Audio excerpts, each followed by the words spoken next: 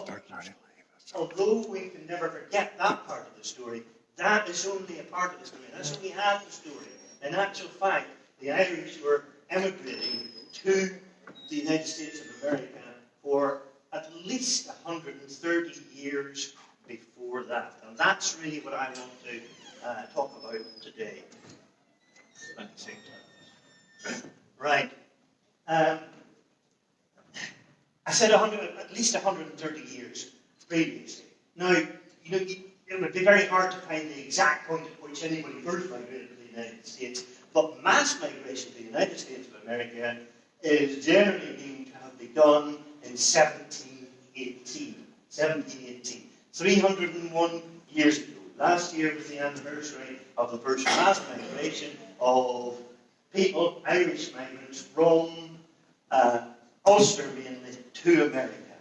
And these people came from an area around Coleraine, the Bann Valley. Most of you know where Coleraine is here. It's about, 20, 30 miles from here. Most of them came from the Bann Valley. Most of them were Ulster Scots, rather than Irish, that way. And most of them were Presbyterian. And what had happened was that they petitioned their minister, the clergyman, his name is the Reverend William Boyd, to take a petition of all of their names over to the New England, the governorship in New England, and ask for permission for them to emigrate to the United States of America, to New England at that time. He went over with this petition, and before he could get back, in the typical way of Ulster people, they got impatient and left anyway, without the petition, under the Reverend James MacGregor, and they sailed in 5 ships from Coleraine and Portrush and arrived in the summer in New England in the summer of 1718. But why did they want to go there? Was it family? Okay. When we think of migration, we normally think, as I say, of the ban, driving people out, or persecution, driving people out. Those are the push factors behind migration. This slide here comes from various talks I've been to, in particular by Dr. Frank Fitzgerald from the Ulster American Folk Park, where he talks about push factors and pull factors. The push factors are there, you can see. We're back now to 1718. What were the push factors in 1718? Well, these people, these Ulster Scots, they had arrived in 1610 to begin with. That's when the plantation of Ulster was. Then an awful lot more of them arrived in the 1690s, after the William Whiteley Powers of 1689, 1690. A lot arrived. Siege of Derry, all of that stuff. They arrived after that time. So you're talking about the 1690s. That is only 20, 30 years previously. It's only one generation previously. So how come they were heading on again, having arrived in Scotland in the 1690s, and now they're heading off again in 1718? Originally, under William and Mary, the attitude of the Crown to the Ulster Scots Presbyterian was fairly benign. But whenever William and Mary died and Queen Anne took over, you had the introduction of the Test Acts, and there was religious discrimination against Presbyterians and Catholics, of course, but against Presbyterians as well. So religious discrimination. I'm not here to give you a huge lecture now. I want to move beyond that. So I'll skip through these very quickly. Some of them had taken out 21-year leases when they arrived in the 1690s. Those 21-year leases were coming up for renewal, and the prices were doubling. It was going to cost them far more. Another push factor. There was also famines periodically throughout Ireland, not just the 1845 famine. There's always been famines. This one wasn't anywhere near as bad, obviously. But those were the push factors. And I want to emphasise the pull factors, because we often think of migration from Ireland, because we're thinking of the famine, as being a negative thing, where people were driven out, and it was an incredibly sad time. And whenever people went to the Bridge of Tears, it was a sad time. They were saying goodbye to people that they thought they would never see again, and in many cases they didn't see again, and never heard from again. They vanished into America, and that was it. So it was almost like a death. No wonder it was the Bridge of Tears.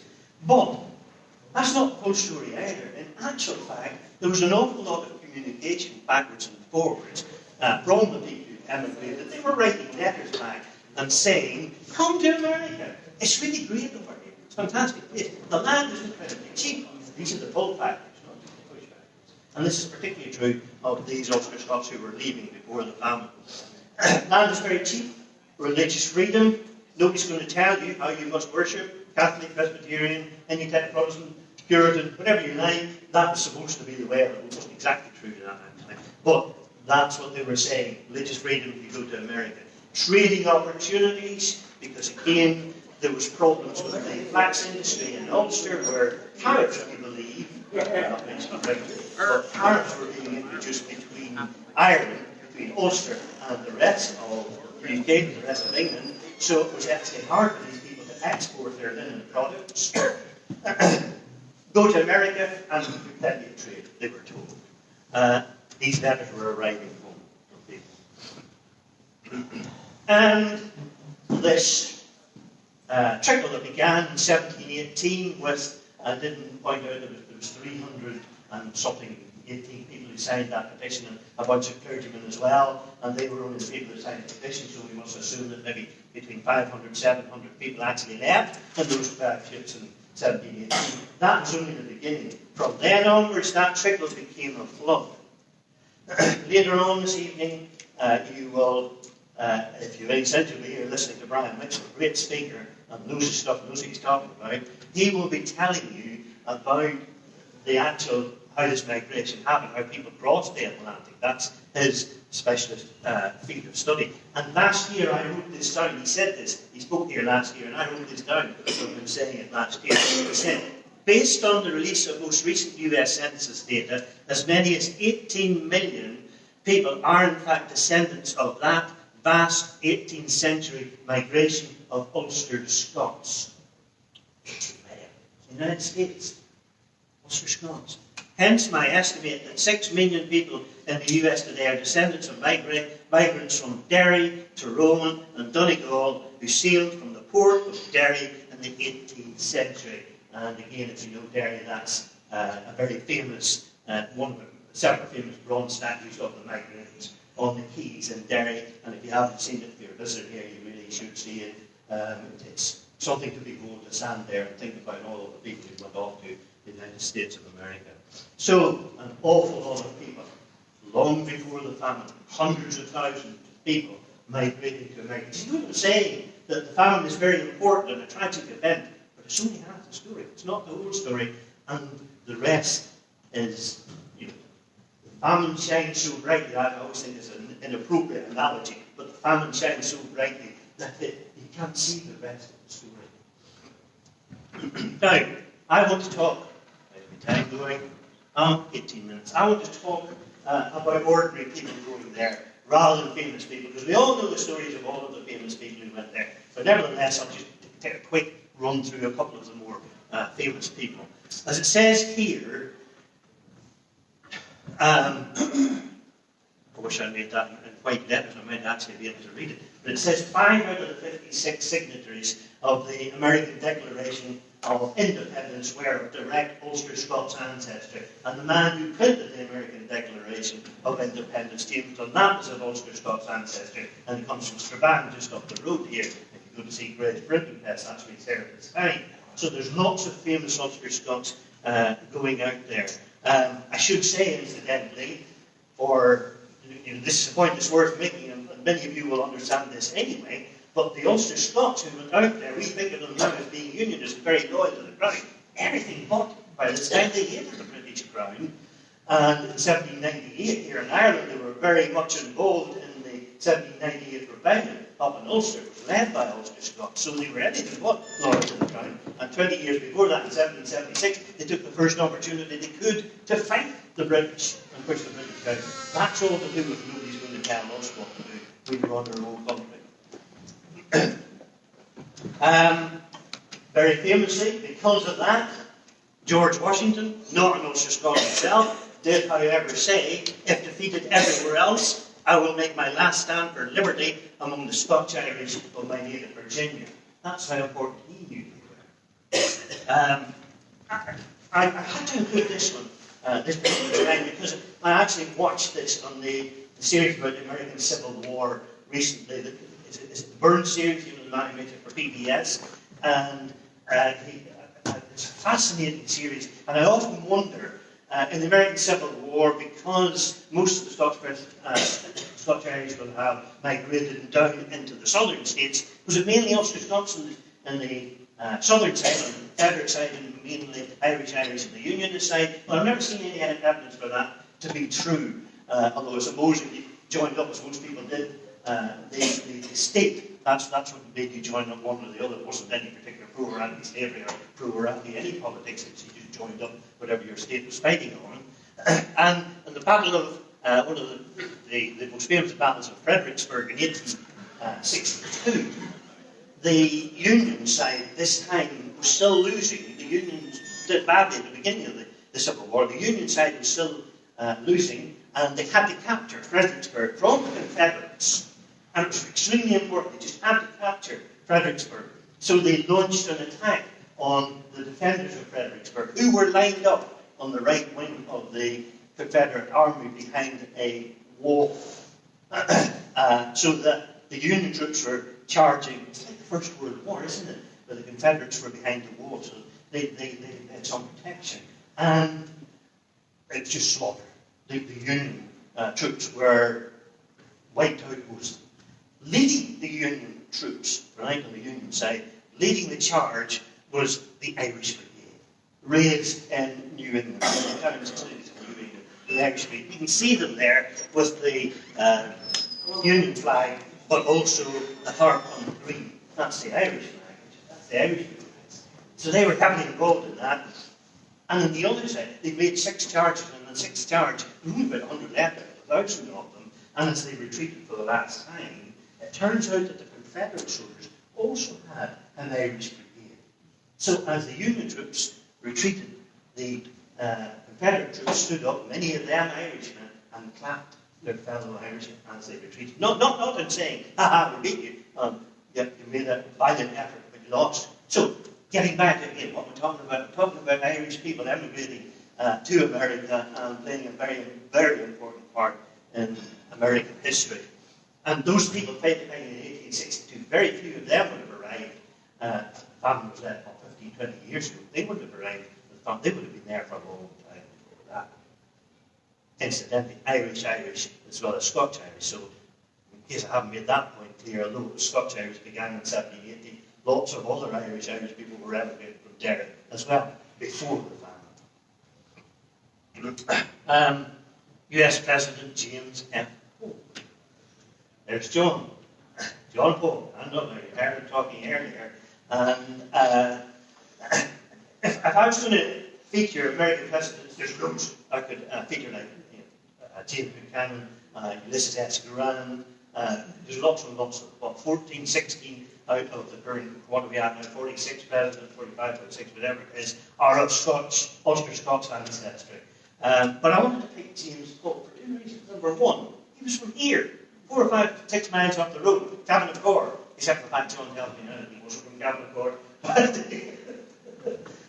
That's up near different, you'll have to take that up with John. But John is descended from the grandfather of James Polk, isn't that right? So you are descended from the same people. Where they're from is neither here nor there. Point is, it's one of the famous people from this part of the world, so Scotch-Irish ancestry. And just in case you don't know who James Polk is, because that's another question I asked those 19 Americans in front of me last Friday, and often ask similar groups of Americans. You know who James Polk is? Not one of them didn't know James Polk. You'll be sorry to hear, John, but not surprised. They didn't know who he was. John tells me that older Americans also know who he was. They didn't know who he was, and who was he? He was the man who extended the United States of America by, see all the blue area and the green, no, the blue area in particular, he was president from 1845 to 1849. He vastly extended the United States of America by taking in Texas, first of all, California, and Utah, and Nevada, and a couple of others as well. All of those states he brought them in. You'd think he'd be remembered, wouldn't you? And especially if some of them who's Irish would like him to be remembered. But he isn't. I visited Prague recently.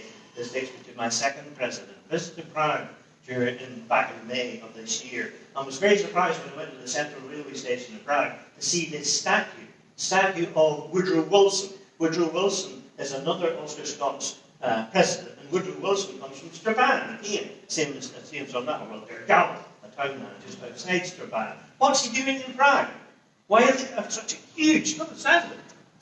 They haven't got one here this size doing in Strabane, I can tell you that. Why is he there? Do you know? Because President Wilson was the president at the end of the First World War, and he was instrumental in creating the Treaty of Versailles in 1919, when it was signed, and the Treaty of Versailles split up all of those empires of Austria, Hungary, and Germany, and all the rest of it in Europe, and created this, such as Czechoslovakia, or the Czech Republic as it is now. So they regard Woodrow Wilson from Strabane as being a great hero of theirs for creating their country. And many people from this part of the world knew that. Not many. I certainly didn't until I saw the statue. But I want to concentrate more on ordinary people. So, Irish immigrants in that opinion. Why is this so inspiring? Because it's huge and it's full of letters. Mainly letters. There are some secondary text as well to link them together. But it's mainly letters from people who have emigrated. Irish immigrants of not just Ulster-Scots origin, but of all origins. Immigrated to the United States of America, and it's mainly before the famine these letters were sent, in the land of Canaan. You know what that is reference to? The land of Canaan, the land of the Israelites, the promised land. Land flowing with milk and honey. Right? So it's no accident what this book is called. This is encouraging Irish people to come out to the United States of America, where they will be in a land of milk and honey, far better than Ireland. So it's a positive vision of these migrants. One in particular who migrated is, not up there, yes, Robert MacArthur. And Robert MacArthur was from Spino originally. Spino is, Stuart, best of the mind from here? We're on Spino. We might even be in Spino here to tell us. Jane MacArthur was left behind because these letters were written in 1802, and this is taken from the land valuation or Plymouth valuation of 1859, so this is quite a while after Robert MacArthur was writing these letters, and Jane was the only one left. 174 acres, big farm. They'd left a huge farm to go to the United States of America, and he was writing to his brothers, saying exactly the same thing. There's the MacArthur farm in Spinoak, and there's where we are, the Anthraman Hotel. Beside the Presbyterian Church there. It is, just up the road. Beside the Presbyterian Church. Right? The MacArthurs are still there. And they're still there. Still there. They're still there. There you go. I wonder, do they know this story? I tried to, I read that book. Right. It didn't seem too interesting. There's MacArthur. Some people not interested in their probably is. MacArthur. Can you believe it? Sometimes it's MacArthur. Yeah, sometimes MacArthur. And the name gets changed anyway. If I can read this again, because it's on black and green, which isn't the best way of doing it. This is in the letter that Robert MacArthur wrote to his brothers, William, I think it was, and John, telling them that they must come over. He said, "The settlers of this country has no reason to regret their coming to this parts. As to my own part, I entertain a very good opinion of this part of the world, and it appears the longer I live in it, I like it the better. This may be from the rapid progress it makes in improving." He means that he was given 1,000 acres or something, and he had to cut down the trees and turn it into agricultural land. That's what he means by improving. But he rapidly did that, is what he's saying. In improving, which surpasses my first expectations very much. And then he goes on to say later on in the letter, giving reasons why his brother should come out here, "I have followed distilling the last 2 seasons past, and intends to be handed again in a short time." So there you are. You can also distill your own whiskey, your own hooch, without anybody interfering with you. Or if it was against the law, he certainly wasn't worrying about it. So lots of good reasons to come out to the United States of America. And I picked this one as well.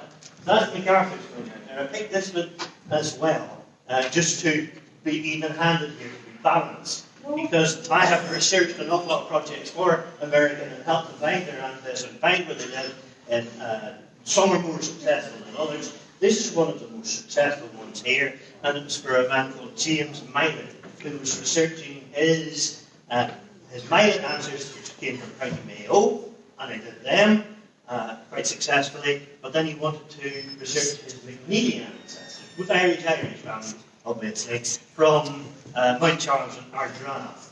He's still doing it. This is about 3 or 4 years ago he did this. He produced his own book. I took that photograph is from this book. I took that photograph of him kneeling over the oldest gravestone of his earliest ancestors in Ireland in the Frost's graveyard. Now, why did I pick him? Remember, I'm looking to show you the positive side of migration. His McNeely ancestors, when they emigrated to the United States of America, made it clear. They were already entrepreneurs here in Ireland. They owned shops in Ardgraf, and when they went out there, they bought more shops. And they bought, they gave livestock. They moved livestock by the railways. When they started moving the livestock by the railways, they decided we need to build more railways. So they then started building railways through the southern states of the United States of America. So they made good. They made a fortune. So it's not all sad stories about leaving Ireland and going to poverty and penury in Boston. Not saying they didn't have, of course they had, it was terrible, but it's not the only story. 5 minutes. One of them also became the chief warden of the Brooklyn Penitentiary. Last family I want to feature, who went to America and made it good. This family shows a man called Tommy Gordon. That's Thomas Gordon in the middle. Tommy Gordon was from Kilray, here in, across the border in County Derry. And that's his wife, Maggie Bellingham, and standing either side of him were 2 men called William Bellingham, who were her brother and her cousin. And they're standing in New York, in Brooklyn, in Manhattan, on a tenement block on the top, taking a photograph of his first child, and her name was Adeline. And I know this because Adeline is my aunt. Right? So this is my ancestors who went to America. My grandfather and grandmother went to America, and they had 3 daughters out there, including my mother, born in 1917 in Manhattan. So I could have been an American. I might not have been standing here at all. Many of you are thinking, well, I wish you would get a the point about featuring him is that he came from a small farm. It was about 55 acres near Kilray, and he didn't want to come home. Whenever his father died and he was the only boy of 8 children, 7 sisters he had, father said, oh, well, you're going to have to come home. And he did come home. He came home in 1920 when his father died. But he didn't want to come home because he was having the time of his life out there. He was working as a hackney cab driver, taxi driver, making a lot of money. And he just didn't want to come home. At least that's what my mother and her sisters tell me anyway. And he never actually got over when he came home. He huffed for the rest of his life. He didn't really didn't want to be back here. Irish immigrants in the land of Canaan. It was a good land at the end, but he had to come back. This is another man who made good as well, and his name is Lloyd Gray Sr. So, when I was researching my family, I said, go back as far as I could. I knew that 2 brothers in particular had emigrated to the United States of America, and they married 2 sisters.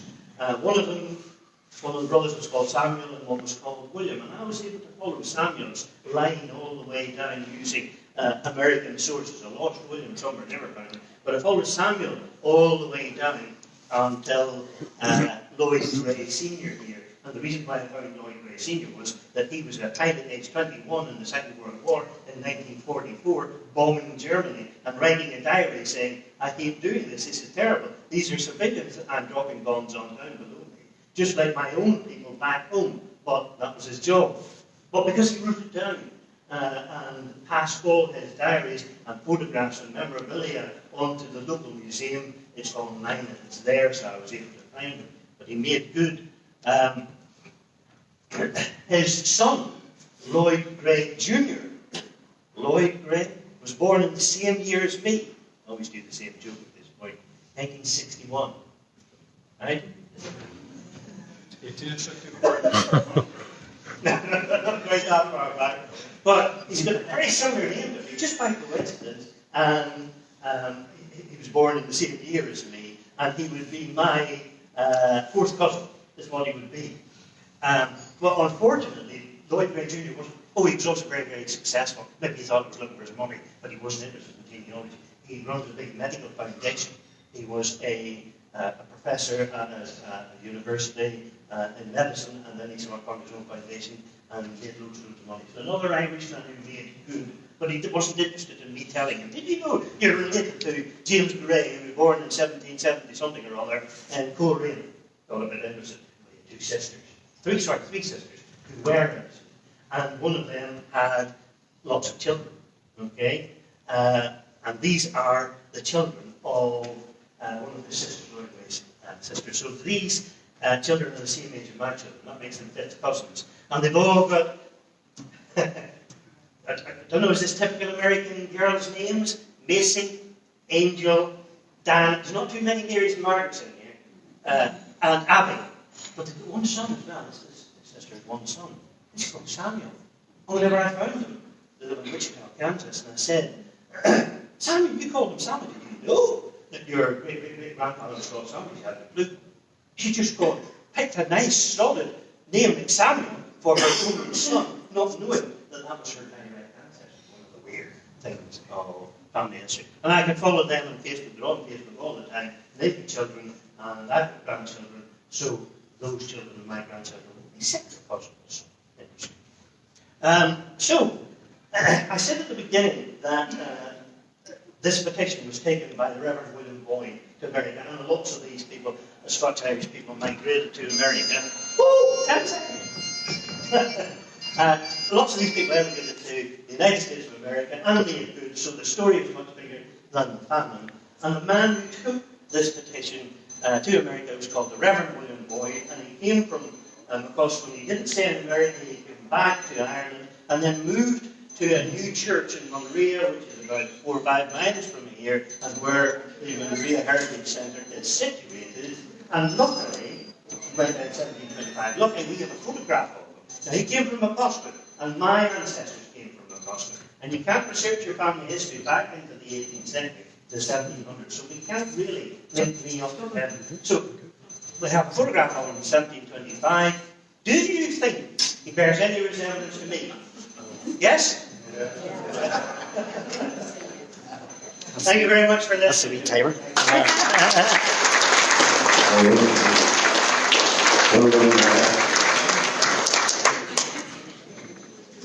Well, there's something totally different coming on now soon. We shift this forward in a certain way. Shift it backwards.